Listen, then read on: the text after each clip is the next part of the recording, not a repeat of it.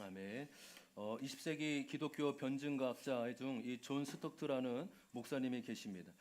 그분이 쓴 책 중에 나는 왜 그리스도인이 되었는가? 나는 왜 그리스도인이 되었는가? 사진 띄워주세요. 라는 책이 잘 알려져 있습니다. 이 책은 이 존 스톡트 목사님이 어떻게 예수님을 만나고 영접하게 되었는지가 나와 있는데 그 핵심을 이렇게 얘기해요. 예수 그리스도가 나를 포기하지 않고 찾아오셨다. 마치 그분은 천국의 사냥개와 같았다라고 표현을 사용하고 있습니다. 그러니까 이렇게 내용이 나옵니다. 내가 그리스도가 된 이유는 궁극적으로 저의 부모님이나 스승의 영향도 아니고 그리스도에 대한 저 자신의 결단 때문도 아닙니다. 바로 천국의 사냥개 때문입니다. 즉 제가 원하는 길로 가고자 도망할 때조차도 끈질기게 저를 쫓아오시는 예수 그리스도 그분 때문인 것입니다. 천국의 사냥개이신 그분이 은혜롭게 저를 추적하지 않으셨다면 오늘날 저는 헛되고 버림받은 인생들의 쓰레기 더미 위에 놓여 있을 것입니다. 여러분 참 흥미롭지 않습니까? 자신을 추적해 오신 예수님을 천국의 사냥개라고 표현하고 있는 것이죠. 근데 이게 원래 이 단어가 처음에는 이 영국의 시인 프린시스 톰슨이라는 분의 시 제목이라고 합니다. 그 시가 아주 긴 시인데 그 앞부분만 잠깐 한번 읽어드리도록 하겠습니다. 나는 그에게서 도망쳤네. 밤에도 그리고 낮에도 나는 그에게서 도망쳤네. 수많은 세월 동안을 슬픔 속에서도 그를 피해 나는 숨었네. 나를 따라오고 추적해오는 그 힘찬 발걸음 가여워라. 너는 알지 못하는도다. 내가 얼마나 사랑받을 만한지 못한 존재인지. 나 아니면 오직 나 아니면 비천한 너를 누가 사랑해 주겠느냐. 내가 너에게서 모든 것을 가져가면 너를 해롭게 하려는 것이 아니라 그것을 내 품에서 찾게 하려는 것이다. 일어나라. 내 손을 잡아라. 그리고 내게로 오라. 그러니까 아마 이 천국의 사냥개라는 이 시를 지은 저자는 자신을 포함한 이 방황하는 모든 인생들을 끝까지 포기하지 않는 추적하시는 하나님의 사랑을 드러내고 싶어 하셨던 것 같아요. 그래서 하나님을 천국의 사냥개라고 표현하는 것으로 보입니다. 여러분 우리가 믿는 이 기독교 신앙의 가장 중요한 것이 무엇일까요? 바로 하나님의 은혜입니다. 모든 것이 하나님의 은혜라는 기반 위에서 그 은혜 안에서 이루어지게 되는 것임을 믿습니다. 여러분 신앙이 자라기 위해서는요 저절로 자라진 않아요. 신앙을 자라기 위해서는 끊임없는 훈련과 연단이 필요합니다. 그렇기에 인간의 열심과 헌신도 중요한 부분이기도 합니다. 그럼에도 분명한 사실은 하나님의 은혜가 인간의 열심과 헌신보다도 비교할 수 없을 정도로 크고 깊다는 사실입니다. 할렐루야. 여러분 훈련도요 은혜 받기 위한 통로예요. 그러니까 훈련이 목적이 아니라 훈련을 통해 은혜 받기 위해 나가는 것임을 믿습니다. 순종 또한 억지로 마지못해서가 아니라 그 하나님의 은혜를 입고 은혜를 누리기 위한 통로인 것이죠. 여러분 하나님의 은혜와 사랑이 우리를 변화시켜 가는 거예요. 나의 열심과 나의 헌신이 나를 변화시키는 것이 아니라 하나님의 사랑이 나를 변화시키는 것임을 믿습니다. 우리 그렇게 함께 고백해 볼까요? 하나님의 사랑이 나를 변화시킵니다. 하나님의 사랑이 나를 변화시킵니다. 여러분 제가 설교를 해서 하다가 목소리 톤이 조절이 안 되면 이해해 주세요. 제가 요즘에 또 지난주에 귀가 잘 안 들려. 이렇게 왔다 갔다 멍했다가 그래서 어제 오늘도 계속 지금 귀가 멍해서 잘 안 들려서 좀 소리가 좀 먹먹한 것 같습니다. 이해해 주시면 감사하겠습니다. 여러분 그 하나님의 사랑이 나를 변화시켜 간다라는 이 중심을 오늘 분명히 보여주는 성경 중에 하나가 요나서입니다. 제가 요나서를 오늘과 다음 주에 걸쳐서 말씀을 나누려고 합니다. 하나님께서 한 사람의 구원과 거룩을 위해 얼마나 끈질기고 가까이 일하고 계신지 보여주는 성경이에요. 하나님이 마치 천국의 사냥개가 되어 요나의 삶을 추적하시고 요나의 삶을 간섭하세요. 우리 오늘 1절 말씀 같이 한번 보실까요? 오늘 1절 말씀 같이 한번 읽어보겠습니다. 시작. 주님께서 하나님의 말씀이 누구에게 임하게 됩니까? 그래서 오늘 요나서를 묵상할 때 객관적으로는 이제 요나지만 또 우리 각자에게 적용할 땐 이 요나가 나 자신임을 알 수 있는 것이죠. 그렇죠? 하나님이 뭐라고 요나에게 말씀하시는지 2절 말씀도 같이 한번 보도록 하겠습니다. 시작. 너는 어서 저 큰 성읍 니느웨로 가서 바로 하나님께서 요나에게 느느웨로 가서 회개의 복음을 외치라는 겁니다. 죄로부터 돌이켜 하나님께 돌아와 구원을 받으라는 것이죠. 그런데요, 요나가 그 하나님의 말씀을 듣고 어떻게 반응할까요? 3절의 말씀입니다. 3절 말씀 같이 한번 읽어보겠습니다. 시작. 그러나 요나는 길을 떠나 욥바로 내려갔다. 마침 스페인 주님의 낯을 피하여 스페인으로 갈 셈이었다. 아멘. 그러니까 하나님의 말씀을 안 들은 거죠. 듣지 않는 거죠. 오히려 니느웨랑 정반대의 방향으로 가려고 하는 것입니다. 여러분, 그 이유가요, 다음 주는 조금 더 구체적으로 말씀드리겠지만 이 니느웨는 아수르의 수도입니다. 이 니느웨가 어디 나라의 수도라고요? 어디요? 아수르입니다. 아수르. 그러니까 그 당시 이 북이스라엘이 아수르에 의해 망했거든요. 그런데 지금 하나님께서 원수의 나라, 지금 자신의 나라를 멸망시킨 원수의 나라에 가서 복음을 전하라고 하니 요나가 그 말을 듣기 싫은 거예요. 그래서 지금 우리로 따지면 일본에 의해 망했는데 일본의 식민지로 있는데 얘야 동경에 가서 복음을 전해라 라고 하니 얼마나 이해가 되지 않고 화가 났겠어요. 지금 그런 상황입니다. 그래서 요나가 하나님의 말씀임에도 불구하고 전혀 듣지 않고 오히려 반대로 가려는 것입니다. 그런데 이 상황에서 주님은 어떻게 하실까요? 바로 4절에 이렇게 말씀하고 있죠. 4절 말씀 같이 한번 읽어보겠습니다. 시작. 주님께서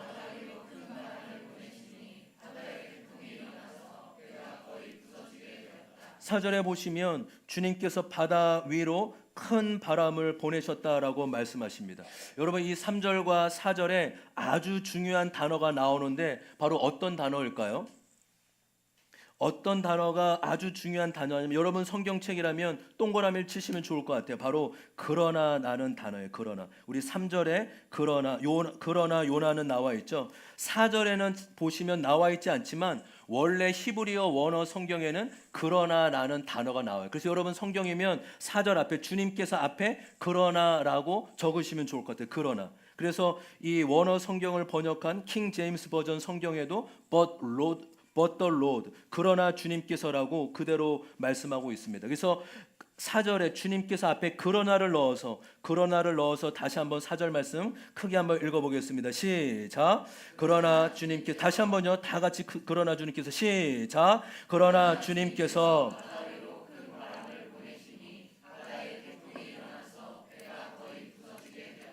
아멘.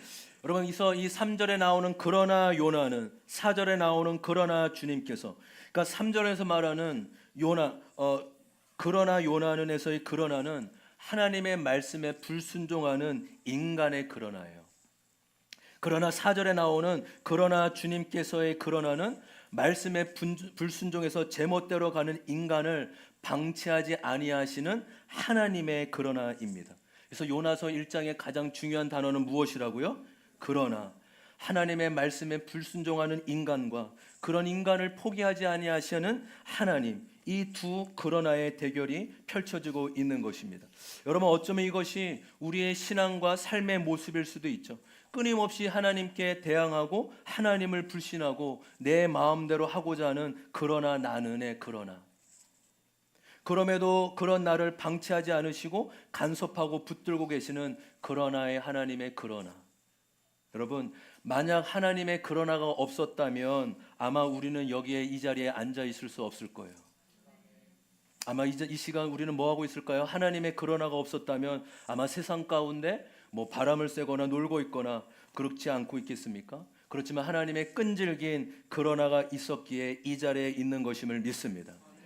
여러분, 한번 묻습니다. 인간의 그러나가 이길까요? 하나님의 그러나가 이길까요? 다시 한번요. 인간의 그러나가 이길 것 같습니까? 하나님의 그러나가 이길 것 같습니까? 맞습니다. 하나님의 그러나가 이깁니다. 결국 언제나 하나님의 그러나가 이기게 됩니다. 그것이 훨씬 더 아름답고 의미 있고 우리 자신을 위해서도 좋은 것이기 때문입니다. 근데 문제는 뭘까요? 저와 여러분은 지기 싫어한다는 거예요. 하나님께 지기 싫고 굴복하기 싫어서 결국 쓸데없는 고생을 하게 됩니다. 여러분 오늘 본문의 요나를 보십시오. 안 해도 되는 고생을 얼마나 많이 하게 되는지 몰라요. 눈을 뜨시고요, 저를 보시고. 적는 분들은 열심히 적으시지만 저를 이렇게 사로잡을 듯이 저를 이렇게 잘 보시면서 들어주시기 바랍니다. 여러분 하나님이 우리의 인생에 고생을 허락하시는 것은 하나님이 좋아해서가 아닙니다. 너 고생 좀 해봐라. 내가 본때를 보여주고 싶어서 너를 고생시키고 말 거야. 하나님은 이런 분이 아니십니다. 하나님께 지지 않으려는 나의 고집과 하나님 앞에 꺾지 않으려는 나의 본성이 고생을 가져오게 만드는 사실이에요. 여러분 예수님을 믿으면 고생이 있을까요? 없을까요? 다시 한번 예수님 믿으면 고생 있습니까? 없습니까? 맞아요. 여러분 이걸 정립을 확실히 하셔야 돼요. 예수님을 잘 믿어도 고생과 고난은 있어요. 나를 굴복시키기 위해서만 고생이 있는 것이 아닙니다. 항복하고 굴복해도 고생이 있습니다. 그런데 잘 들으십시오 여러분. 아주 중요한 부분이에요. 항복해서 당하는 고생과 나를 꺾지 않고 굴복하고 싶지 않아서 당하는 고생은 차원이 다르고 의미도 다르다는 사실이에요. 여러분 이 부분 이해되세요? 이해되십니까? 다시 한번요. 내가 하나님께 항복해서 당하는, 잘 믿는데 당하는 고생과 꺾고 싶지 않아서 당하는 고생은 차원도 다르고 의미도 다르다는 사실입니다. 여러분 그렇게 우리가 끊임없이 말씀과 성령께 물어봐야 되는 거예요. 주님, 나의 고생과 고난이 하나님께 지기 싫고 굴복당이 싫어서 당하는 고생입니까? 아니면 하나님이 저를 더 연금과 같이 정금과 같이 빚어주시려는 고생인지 물어보고 분별해야 될 줄 믿습니다. 그러면 어쩌면 우리 대부분이, 저를 포함한 우리 대부분이 하나님께 지기 싫고 꺾지 않으려는 나의 고집과 욕심으로 인해 당하는 고난이 훨씬 많지 않을까라고 여겨져요. 여러분 어때서 인정되십니까? 저의 삶을 보아도 그런 면이, 하나님이 허락한 고생 중에 저의 꺾지 않으려는 이 본성과 욕심으로 인하는 고생이 훨씬 많은 것 같다라고 여겨집니다. 우리 첫 번째 적용 질문 같이 한번 읽어봤으면 좋겠습니다. 첫 번째 적용 질문입니다. 시작. 예수 믿는 자의 삶에도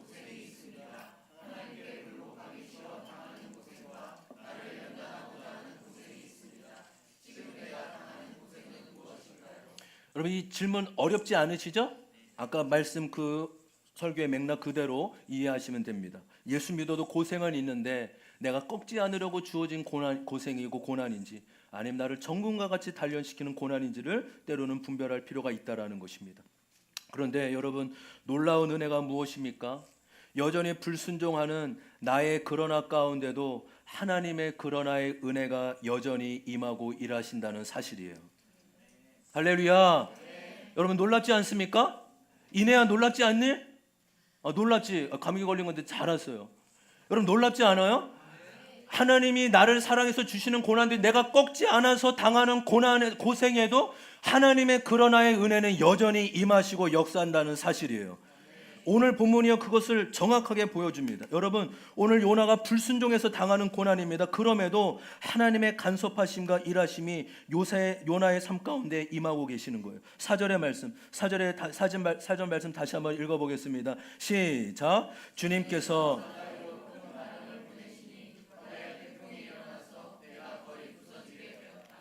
하나님께서 4절에 보시면 바다 위로 큰 바람을 보내셨다라고 합니다. 여기서 이 보내시니라는 단어, 이 원어, 히브리의 원어의 의미는 이런 의미예요. 마치 창 같은 무기를 던질 때 쓰는 단어입니다. 무슨 말일까요? 분명한 목적과 의도가 있다라는 것이죠. 그러니까 여기서 보내시다라는 단어는 하나님의 의도가 분명히 담겨져 있다라는 것입니다.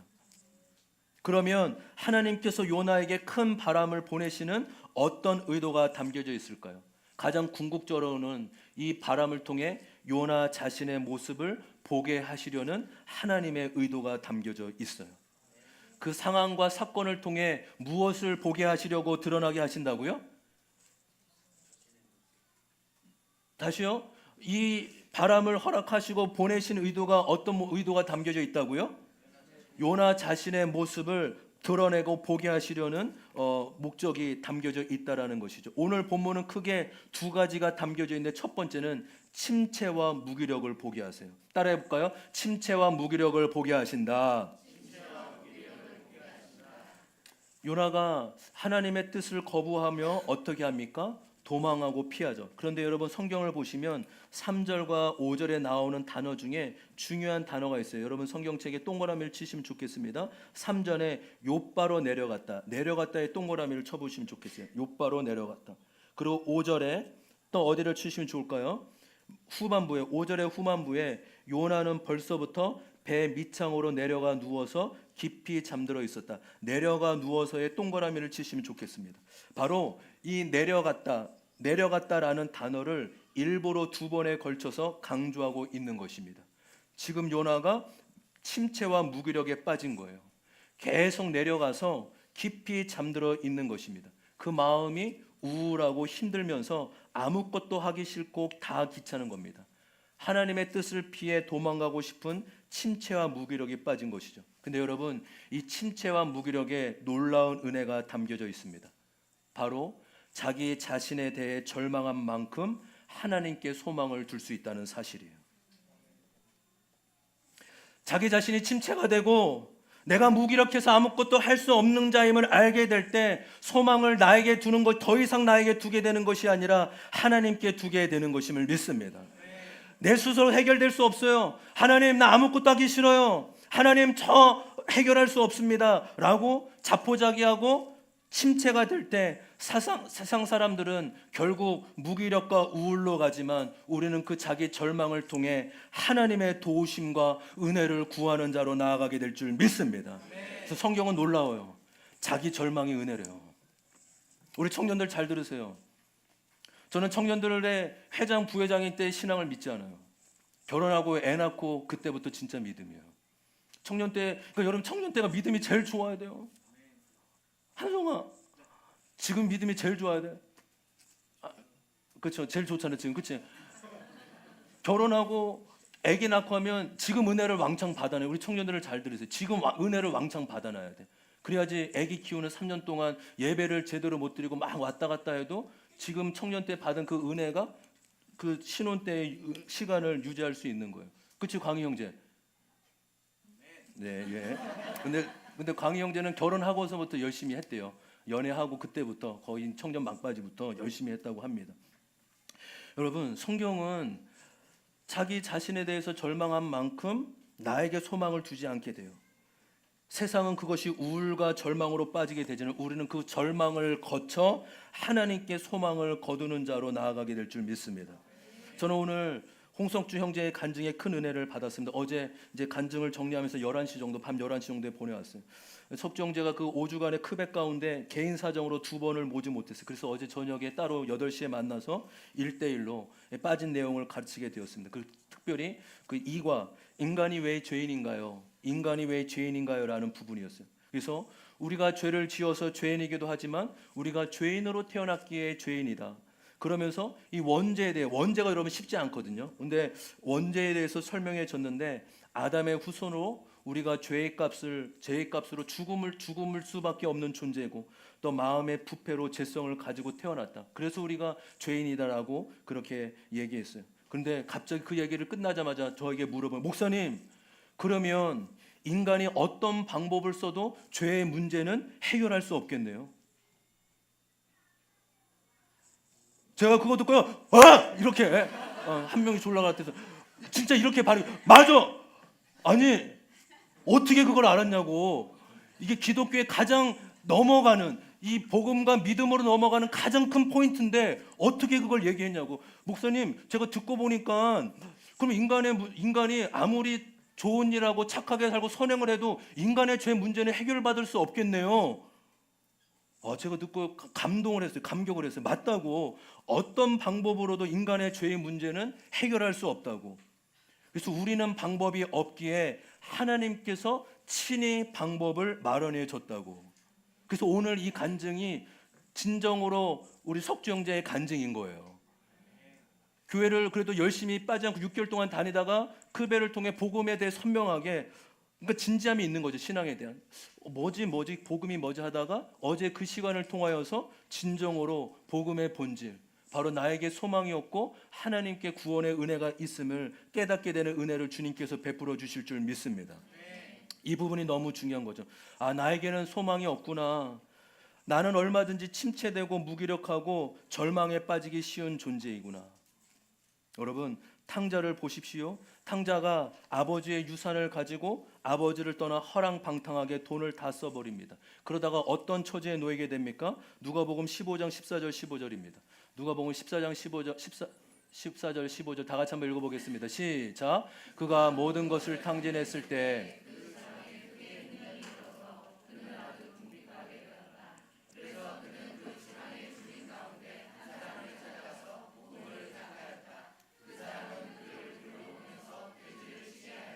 우리 14절 말씀 다시 한번 띄워주세요. 여러분 14절에 나오는 아주 궁핍하게 되었다라는 것이 탕자의 인생의 축복이라는 거예요. 왜요? 이제 나에게 절망하게 되니까, 나에게 소망이 없음을 알게 되니까 그래요. 그래서 탕자가 어떻게 하죠? 누가복음 15장 17절 18절 제가 읽겠습니다. 17절 18절이에요. 17절 18절. 그제서야 그는 제 정신이 들어서 이렇게 말하였다. 내 아버지의 그 많은 품꾼들에게 먹을 것이 남아 도는데 나는 여기서 굶어 죽는구나. 내가 일어나 아버지께로 돌아가서 이렇게 말씀드려야 하겠다. 아버지, 내가 하늘과 아버지 앞에 죄를 지었습니다. 17절 보세요. 아, 내가 굶어 죽게 되었구나. 내가 아버지께로 돌아가야 되겠다. 염치가 없고 자격이 없지만 그래도 아버지께 돌아가야 되겠다라고 마음 먹고 돌아가게 됩니다. 여러분, 바로 자기 자신에 대한 절망이 하나님께 돌아가는 재료가 된 것입니다. 침체가 없고 절망이 없었으면 어쩌면 탕자는 하나님께 영원히 안 돌아갈 수도 있었겠죠. 그러나 침체와 절망이 있었기에 아버지께로 돌아갈 수 있었던 것입니다. 하나님께서 요나의 삶에 큰 바람을 보내신 의도는 침체와 무기력을 통해 자기 절망을 경험하게 하신 것이죠. 우리 적용 질문 같이 한번 읽어볼까요? 적용 질문입니다. 시작. 이제 요즘 다시 읽을게요. 시작. 요즘 침체와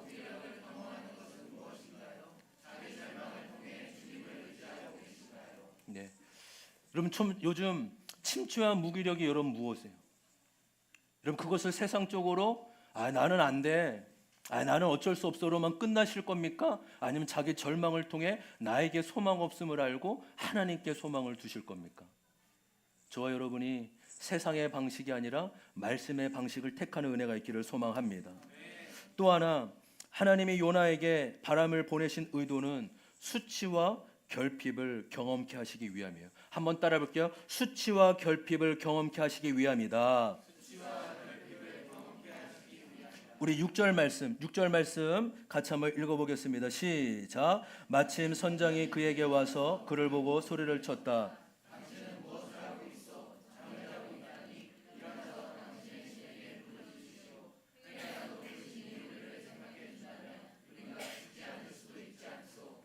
지금 안 믿는 성장이, 하나님을 믿지 않는 선장이요, 자고 있는 요나를 깨우고 소리치면서 꾸짖는 거예요. 또 8절에는요, 이번에는 선장이 아니라 선원들이 이렇게 요나를 꾸짖는 거죠. 8절 제가 읽어볼게요. 그들이 요나에게 물었다. 우리에게 말하시오. 누구 때문에 이런 재앙이 우리에게 내렸소?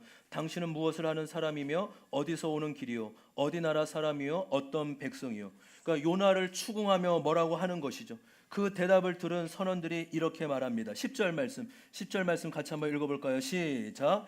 요나가 그들에게 자기가 주님의 낯을 피하여 달아나고 있다고 말하니 어쩌자고 당신은 이런 일을 하였어. 지금 또 요나를 추궁하고 꾸지람을 요나가 듣게 되는 겁니다. 여러분, 요나는요 그 당시에 대단한 선지자였어요. 지금은 비록 불순종하며 도망가고 있지만 열왕기에 보면 요나를 통해 이스라엘의 전 지역에 회복의 역사가 일어난 적도 있습니다. 그러니까 그냥 어떤 작은 선지자 정도가 아니라 아주 크게 쓰임받은 선지자인 것이죠. 그런데 지금 요나가 어떤 처지에 놓인 것이죠? 안 믿는 사람들로부터 혼나고 꾸지람을 듣고 있는 거예요. 근데 이게 뭐라고요? 하나님이 요나의 삶에 다가오시는 일하시는 방식이라는 거죠. 여러분 쉽게 이렇게 얘기를 해볼게요. 제가 여기 밑에 식당에 가서 음식을 엄청 많이 시켜놓고 먹다가 도망가 버렸습니다. 근데 도망가다가 잡혀서 사람들한테 둘러싸여 있는 거예요. 아니 이 사람이 돈도 안 내고 도망가 버렸어. 어떻게 그래? 그런데 가만히 보니까 여기 2층에 교회 목사 아니야? 아니 어떻게 목사가 그래? 돈도 안 내고 도망가. 막 이렇게 추궁하고 꾸짖고 있는 거예요. 그러면 그 수치와 창피가 얼마나 클까요? 아마 얼굴도 들지 못하지 않겠습니까?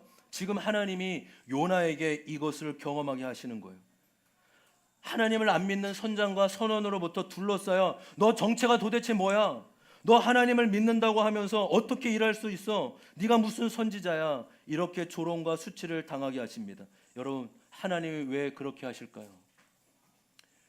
요나에게 너 한번 골탕 먹어봐라. 너 불순종했으니 한번 창피 한번 당해봐라. 하나님이 약 올리시고 골탕 먹이려고 그러실까요? 여러분 그렇지 않습니다. 하나님이 천국의 사냥개가 되어서 끊임없이 구원과 거룩을 다루어 가고 계시는 것이에요. 아멘. 그 고통과 아픔이 더 단단한 믿음으로 자라게 하세요. 때로는 수치와 조롱이 그 사람으로 하여금 거룩을 이루어가게 하세요. 제가 참 안타까운 일이 있어요. 서구의 감리교회 중에 아주 대형 교회, 굉장히 큰 대형 교회가 있습니다. 근데 거기서 이제 한 부목사님이 약간 교회의 처신이나 담임 목사님의 어떤 갈등으로 인해서 나오게 된 것 같아요. 근데 나오자마자 이제 홈페이지나 네이버에 자신이 어떠한 일을 당했는지 올리는 거예요. 자신이 이런 일을 당했다고, 당회나 또 담임 목사님으로부터 이러한 처대를 다 자기가 목회자의 명예상 자신은 어쩔 수 없다고. 내 명예가 이렇게 추락한 거에 대해서 책임지라고 하면서 얼마나 구체적으로 그걸 올렸는지 몰라요. 제가 그걸 볼 때는 그 마음이 이해가 됐어요. 야, 이 사람이 얼마나 힘들고 괴로웠으면 이렇게까지 하는데 시간이 지나면서 안타깝더라고요. 안타까워. 어떻게 예수님 믿지? 예수님만큼 억울한 사람이 없을 텐데. 그렇게 억울해서 그렇게 보는 사람 보라고, 내 목사로서의 명예가 이렇게 실추되는 걸 보라고.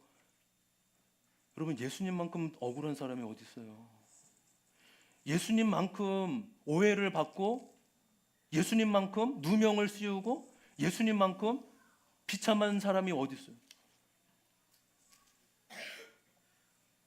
참 그거 보면서 안타까워요.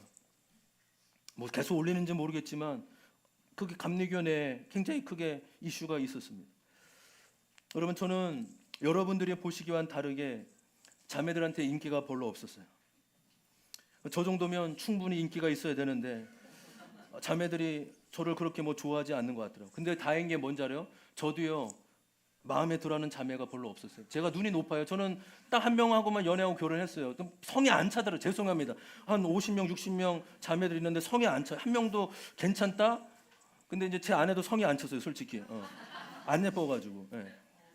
예, 죄송합니다. 이거 그래요. 죄송합니다. 예뻐요. 제가 담당하기도 부족한 사람이죠. 예, 그렇게 해야 될 것 같습니다. 여러분, 제가 수많은 연애로 차이고 버림받았으면 결핍으로 인해 참 겸손했겠다라는 마음이 들어요. 그런데 그 연애와 그 자매로부터의 그런 조롱과 수치는 크게 당해본 적이 없습니다. 그러다가 제가 사역자가 되고 또 필리핀 다바오에 한인 목회를 가게 되었습니다. 나름 30대 초중반이 됐는데 하나님의 은혜를 주셔서 성도들이 부흥이 되었고 교회를 예상치 못하게 건축하게 되었어요.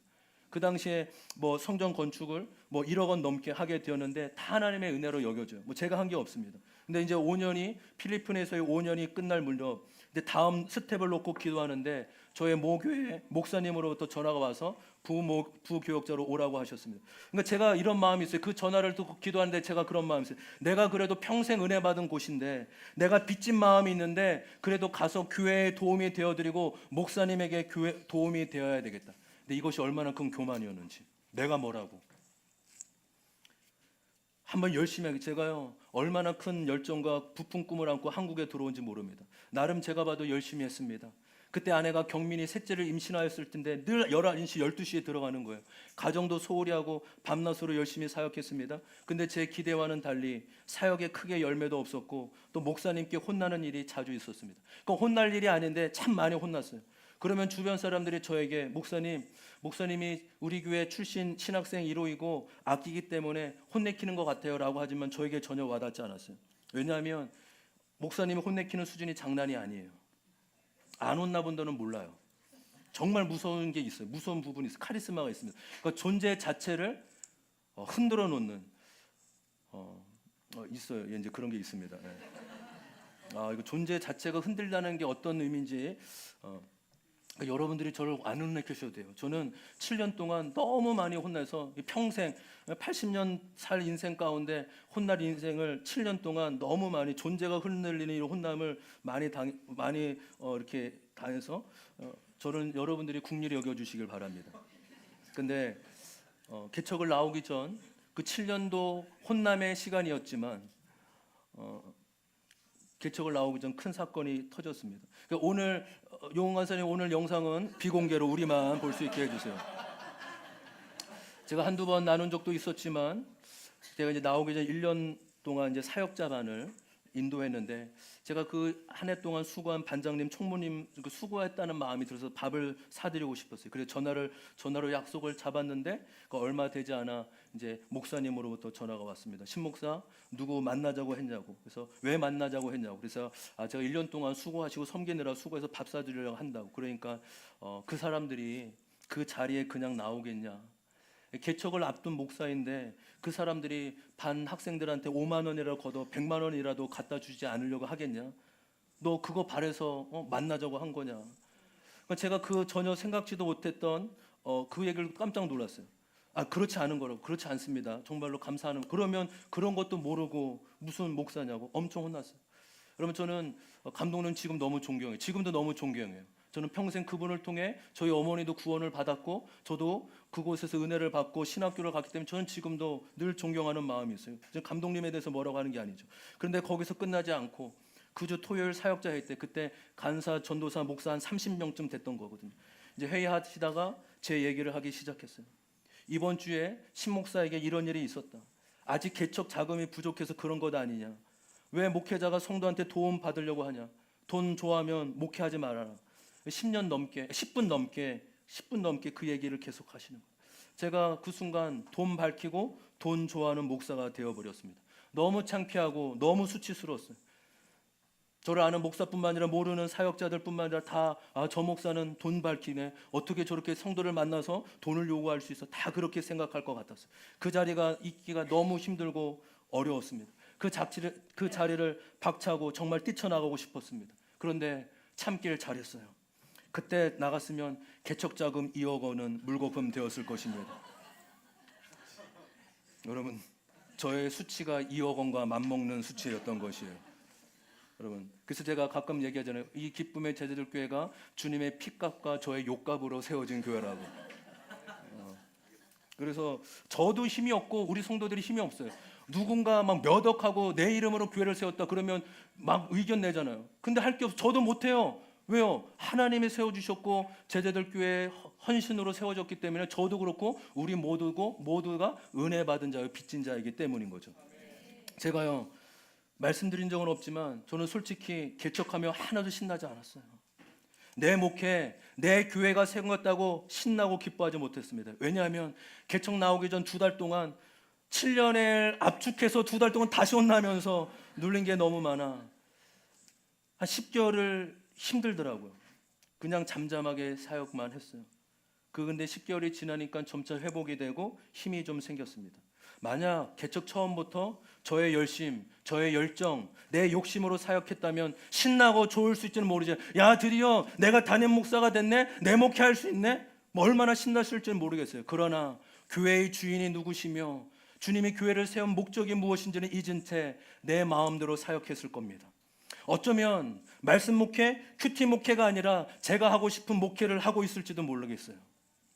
그 돈 사건은 저에게 여전히 수치의 시간으로 남아있지만 저의 평생 목회 여정의 영적인 자산으로 남아 있습니다. 돈에 대해 실수하지 말아야 되겠다.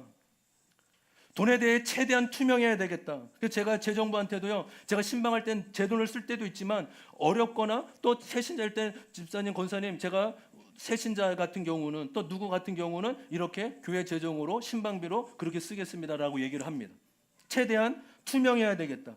물론 그렇지 못한 부분도 있을 수 있겠죠. 성도들에게 오해할 말도 생기지 않도록 조심해야 되겠다. 이런 마음이요 생기지 않을 수 없었던 것이, 제가 믿음이 좋아서 결단한 것이 아니라 수치로 인해 믿음이 생긴 거예요.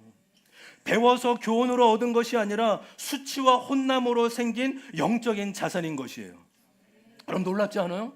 배워서 그랬으면 저는 실수했을 거예요. 그러나 수치와 혼남으로 경험했기 때문에 저는 모르겠어요. 앞으로도 그런 일이 없어야 되겠죠. 돈에 대한 실수, 돈에 대한 넘어짐이 없어야 되겠죠. 제가요 제자들 교회로부터 훈련받은 게 있어요. 저의 담임 목사님은 한 번도 칭찬해 주거나 격려해 주신 적이 없어요. 그게 모든 저를 포함한 부교육자의 늘 서운하고 아쉬웠던 점이에요. 뭐 하나 좀 잘했으면 그래도 잘했다고 칭찬할 만한데 한 번도 칭찬을 들은 적이 없어요. 신목사 요번에 설교 은혜로 왔다. 그래도 성도들이 신목사 받고 힘내더라. 이런 얘기를 한 번도 들어본 적이 없습니다. 그런데요 그게 어느 정도 내성이 생긴 것 같아요. 저를 세워주면 좋기는 한데 저를 그렇게 세워주지 않아도요 괜찮아요. 목사가 인정받지 못할 수도 있지. 어떤 교회는 그래요. 우리 목사님이 최고야, 우리 목사님이 최고야. 저는 한 번도 못 들어봤어요 그런 얘기. 그런 소리 못 들어보면 어때요? 나보다 훌륭한 사람 많은데요 뭐. 맞잖아요. 여러분 순복음 교회는요 목사님을 하나님처럼 모셔요. 여기 순복음 하시다 거기는 저는 순복음 모릅니다. 잘 모르는데 순복음 그런 게 있어요. 보디가드 있고 막 목사님 하나님처럼 섬기고 그런 게 있어요. 뭐 축복도 받기도 하더라고요. 근데 여러분 우리 목사님 최고 이런 거 못 들으면 어때요? 제가 이거를요 최근에서 깨달은 거예요. 결핍이 나를 강하게 만들었구나. 목사님 최고예요. 안 해주셔도 됩니다. 저는 아니야. 그러니까 해줘도 좋고 안 해줘도 괜찮아요. 저는요 우리 교회 그래도 밖에 가끔 말씀드리면 그 성도님 찾아 은혜 받았는데 저는요 우리 교회에서 은혜 받았다는 얘기 안 들어봤어요. 괜찮아요. 제자들 교회에서 이미 7년 반 동안 8년 동안 칭찬을 들어본 적이 없어서 칭찬을 안 해줘도 전혀 괜찮습니다. 물론 칭찬해도 좋죠. 칭찬했는데 하지 마십시오 그런 거 이렇게까지는 안 합니다. 근데 안 해줘도 뭐 그런가 보다. 제가 이거를요 최근에서야 깨달았다는 건요. 결핍이 나를 강하게 만들었구나. 칭찬 없어도 칭찬 없는 사역이 나를 초연하게 만들었구나. 여러분 신기하지 않아요? 수치와 억울함이 저에게 단단함과 자유를 가져다 준 거예요. 억울해 죽겠는데 그 사건이 하나님 안에서 재해석되면서 그 수치와 억울함이 나의 평생의 영적인 자산이 되었구나. 나를 낮아지게 하시고 나를 겸손하게 하시고 나를 초연하게 하시는구나. 돈에 대해 자유할 수 있고 성도들의 평판과 칭찬에 대해서 자유할 수 있는, 초연할 수 있는 기초가 마련될 수 있었구나라고 여겨지게 된 것입니다. 여러분이 당한 수치와 결핍은 무엇이에요?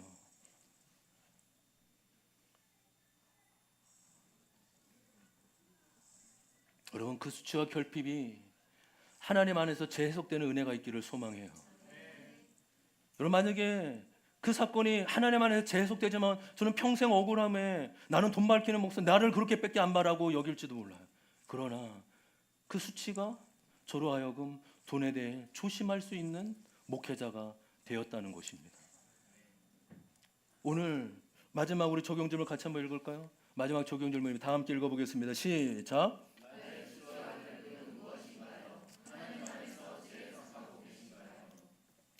말씀을 정리하고 맺도록 하겠습니다.